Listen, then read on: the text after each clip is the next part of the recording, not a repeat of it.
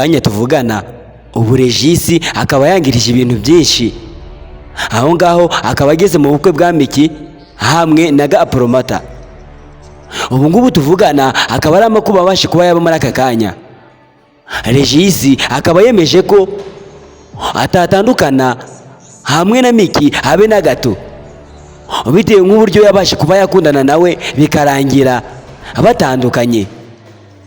Ariko ubu ngubu ni amarira menshi.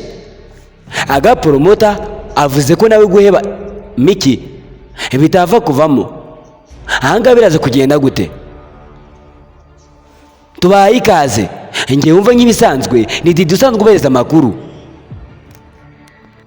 Uyu munsi tariki 31 z'ukwa mbere nibwo Miki hamwe na Gapromota babashe kuba bategura ubukwe, bakabasha kuba basezerana, bakabishyira ahagaragara. Ariko aka kanya bavuga ko nta kintu kiburamo kidobya. Regis nk'umuntu wigeze gukundana na Miki bakamarana igihe kinini, yewe anamukunda cyane, ariko bakabasha kuba batandukanwa n'akantu gatoya.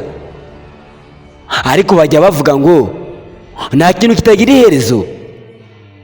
Kuba barakundanye ntabwo byakora kuba babasha kuba batandukana. Ese ari wowe wakundanye n'umuntu bikarangira mutandukanye, kandi tuzi ko abantu iyo batandukanye nta herezo, ahubwo babashe kuba basubirana habe na gato? Ariko Regis akaba yaratandukanye na Miki.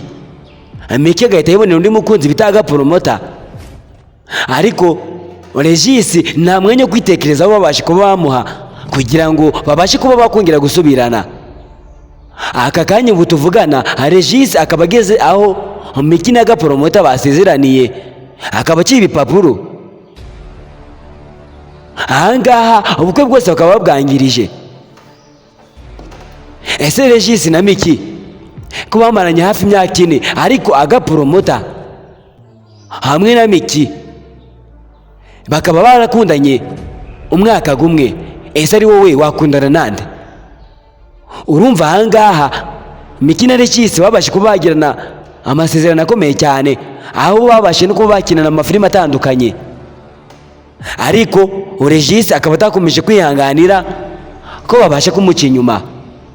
Nubwo batandukanye ntibivuze ko batakongera kwihuza.